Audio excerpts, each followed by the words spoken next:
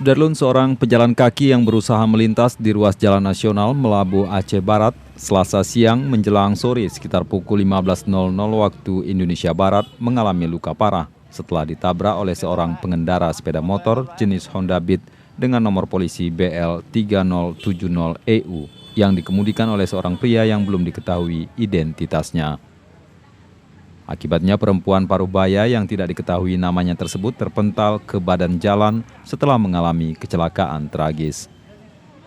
Sementara itu, pengendara sepeda motor yang menabrak korban juga terpental ke badan jalan bersama dengan sepeda motor yang ia kendarai.